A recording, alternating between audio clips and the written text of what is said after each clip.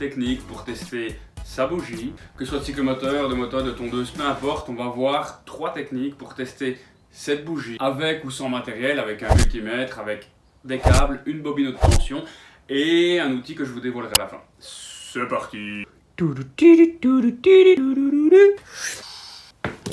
Mais non dit de jus. Première technique, comment est-ce qu'on fait pour tester ceci? Eh bien c'est simple. Première technique, on va utiliser un multimètre. Ceci, alors ici c'est une pince ampère-métrique mais qui fait aussi multimètre. Alors comment on fait?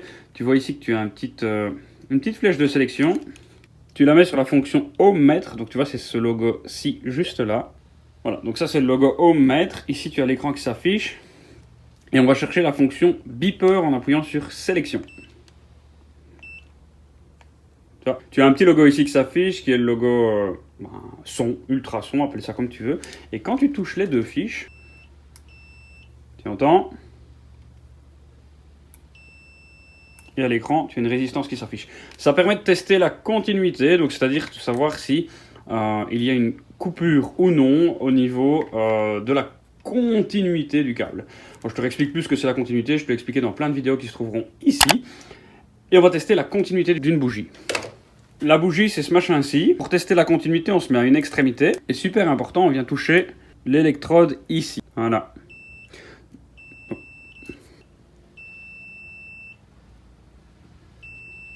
Donc tu vois, en touchant l'extrémité ici et là, alors j'insiste bien, c'est l'électrode côté filet. C'est la partie ici qui va permettre de dire si la bougie est continue ou pas. Alors là, ça bip, donc c'est que j'ai une continuité, on s'en fout de la résistance, mais j'ai quelque chose qui va s'afficher à l'écran et ça bip. Je vais essayer de tout te montrer en même temps pour que tu puisses bien comprendre. Tu vois, j'ai quelque chose qui s'affiche à l'écran.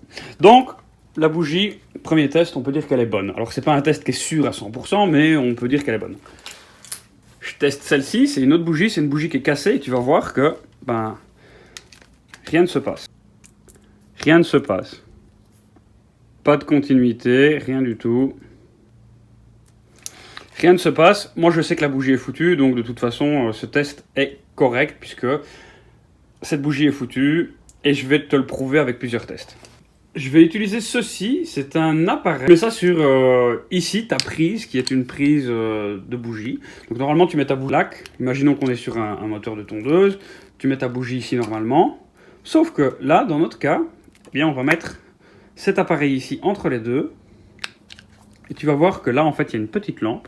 Et ça permet en fait de dire si tu as bien de l'électricité qui arrive ici. Et si l'électricité arrive bien à ta bougie. Je place mon appareil ici.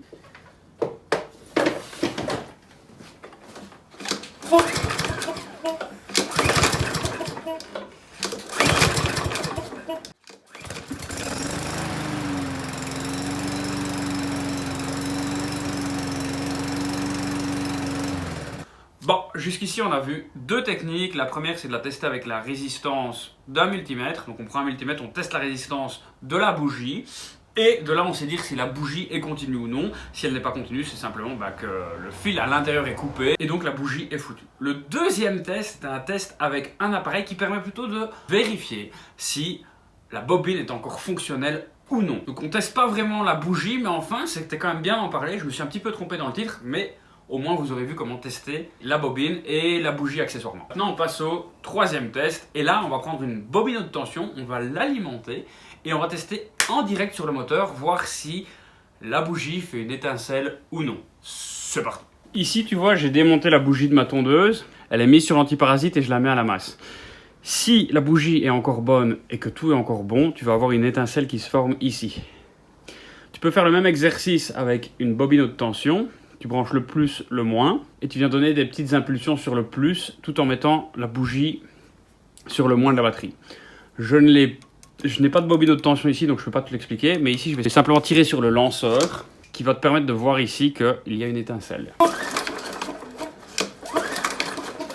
Et là, il y a une étincelle qui se forme.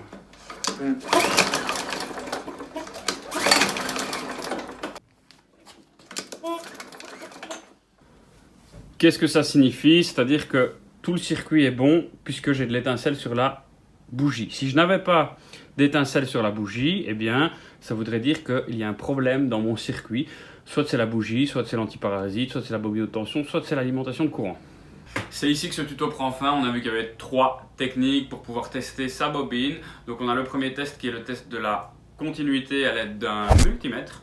On a le deuxième test qui est le test avec ceci, c'est en fait un testeur de bobine. Donc vous allez plutôt tester la bobine que la bougie. Après, pourquoi pas l'avoir en permanence sur sa moto. Et bien choisir votre capuchon de bougie. Je vous laisse évidemment un lien dans la description. Et puis le troisième test, c'est le test en direct avec la bougie directement sur le moteur, sur le moins. Et là, vous avez vu que finalement, eh bien, on a pu tester la bougie, elle fait une étincelle, donc c'est qu'elle est encore bonne. Lorsque j'ai pris la bougie qui ne fonctionnait plus, eh bien je n'avais tout simplement pas d'étincelle. Si ce tuto t'a plu, je t'invite vraiment à mettre un pouce bleu, un commentaire si tu as des questions, je vais me faire un plaisir de répondre, à partager, j'ai également mis mon Tipeee en bas.